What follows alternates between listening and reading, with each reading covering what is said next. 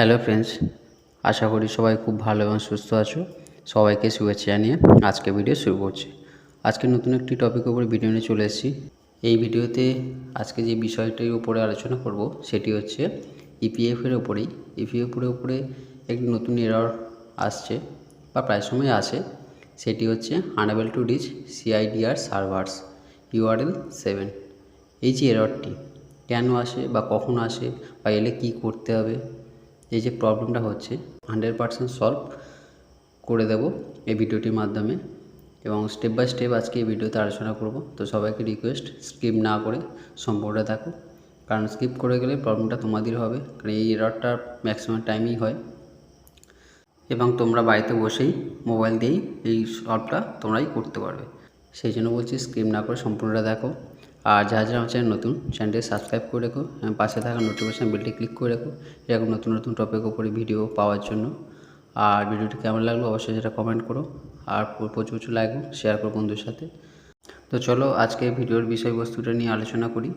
তো ভিডিওর প্রথমেই কী করতে হবে, যে ইপিএফের যে অফিসিয়াল ওয়েবসাইট আছে প্রভিডেন্ট ফান্ডের, www.epfindia.gov.in, এই যে লিঙ্কটি আছে এই লিঙ্কটিকে ক্লিক করলে যে অফিসিয়াল পেজ সেটি ওপেন হয়ে যাবে, যেখানে আমরা লগ ইন পেজ বলি ওয়েবসাইটের, বা ইপিএফের যে অ্যাকাউন্ট যেখান থেকে আমরা অ্যাক্সেস করব সেই লগ ইন পেজটি চলে আসবে।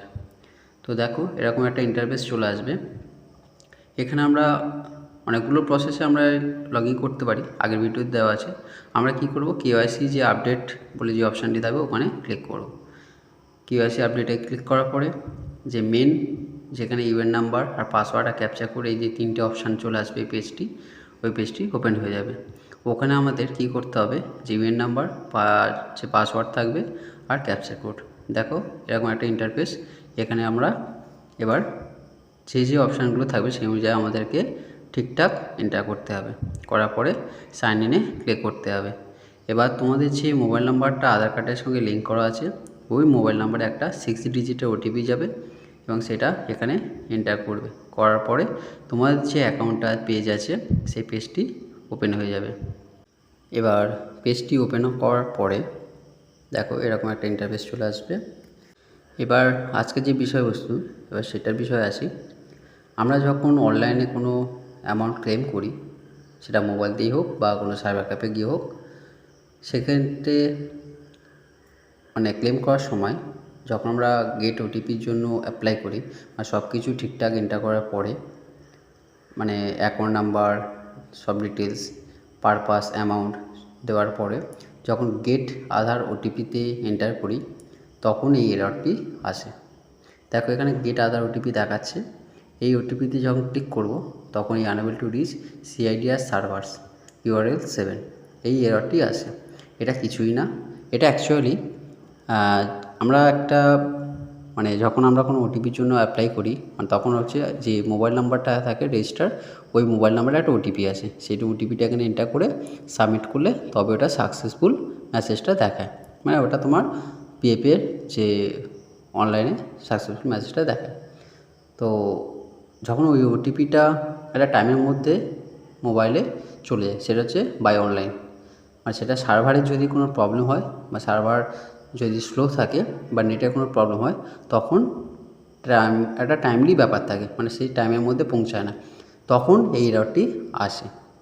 তাহলে এবার এই এররটি এলে কি করতে হবে, কিছুই না, যখন এই এররটি আসবে তোমাকে এটা ক্যান্সেল করতে হবে, করে আবার নতুন করে আবার লগ ইন করে অ্যাপ্লাই করতে হবে। তাহলে কি বললাম, এটা যদি এররটি আসে প্যানিক হবার কিছু কারণ নেই, এটাকে ক্যান্সেল করে বা ব্যাক করে আবার নতুন করে এন্টার করতে হবে। এবার বলি, হয়তো অনেকে এন্টার করছে লগ ইন করছে, করার পরে গেট ওটিপি আসছে না, বারবার সে করছে, তাতে কী হবে, তাই প্রবলেমটা বারবারই আসবে, কারণ সেই টাইমের মধ্যে হয়তো সার্ভারে কোনো প্রবলেম হচ্ছে বা সার্ভার স্লো আছে বা নেটের কোনো প্রবলেম হচ্ছে, সেই জন্য প্রবলেমটা হয়। তোমরা কি করবে, 4-5 মিনিট ওয়েট করে যাবে, বা সেদিনকে যদি কোনো প্রবলেম থাকে সার্ভারে, কিছু করার দরকার নেই, নেক্সট ডেতে গিয়ে আবার তোমরা নতুন করে অ্যাপ্লাই করতে পারবে। আবার আইডি লগ ইন করে তোমরা যে অ্যামাউন্টের জন্য বা অ্যাডভান্স বা ফুল অ্যামাউন্ট ক্লেম বা পেনশনের জন্য ক্লেম, যখনই কোনো আমরা অনলাইন ক্লেম করি তখন এই প্রবলেমটা হয়, সেটা হচ্ছে সার্ভার এররের জন্য, আর কিছুই না, বা নেটের প্রবলেমের জন্য। তো বা যদি ওটিপি না পৌঁছায় ঠিক টাইমলি একটা ব্যাপার থাকে, কয়েক সেকেন্ডের মধ্যে যদি বা হয়, তখন এই প্রবলেমটা হয়। তো সেই জন্য বলছি, প্যানিক হওয়ার কিছু কারণ নেই। তোমরা ব্যাক করে দেবে, দিয়ে 2-4 মিনিট ওয়েট করবে, করার পরে আবার নতুন করে সব কিছু ডিটেলস দিয়ে লগ ইন করবে, করে আবার যেমন অ্যামাউন্টের জন্য ক্লেম করে সেইভাবে তোমরা। আশা করি এই ভিডিওটির দ্বারা এই যে প্রবলেমটা হচ্ছে বা এররটি কেন আসছে, unable to reach CIDR servers URL 7, এই ভিডিওটির দ্বারা আশা করি প্রবলেমটা সলভ করা করতে পারলাম, সকলে হেল্পফুল হবে। তো সবাইকে অসংখ্য ধন্যবাদ সম্পূর্ণ ভিডিওটি দেখার জন্য। আর যারা আমার চ্যানেল নতুন, সেই সব বন্ধুদেরকে রিকোয়েস্ট করব চ্যানেলটি সাবস্ক্রাইব করে রেখো এবং পাশে থাকা নোটিফিকেশন বেলটি ক্লিক করে রেখো, এরকম নতুন টপিক উপর ভিডিও সবার আগে পাওয়ার জন্য। আর ভিডিওটি কেমন লাগলো অবশ্যই সেটা কমেন্ট করে জানিও, আর প্রচুর লাইক এবং শেয়ার করো বন্ধুদের সাথে, যাতে সকলে এটা হেল্পফুল হয় এবং আমি আর উৎসাহিত এরকম নতুন ভিডিও তোমাদের জন্য আনতে পারি। আর যেসব বন্ধুরা আমার চ্যানেলটাকে সাবস্ক্রাইব করে রেখেছো তাদেরকে অসংখ্য ধন্যবাদ আমার পাশে থাকার জন্য। এভাবে সাপোর্ট করো এবং আরও প্রচুর লাইক এবং শেয়ার করো সবার মধ্যে, যাতে সকলে এটা হেল্পফুল হয়। তো চলো, ধন্যবাদ, সবাই ভালো থেকো, সুস্থ থেকো।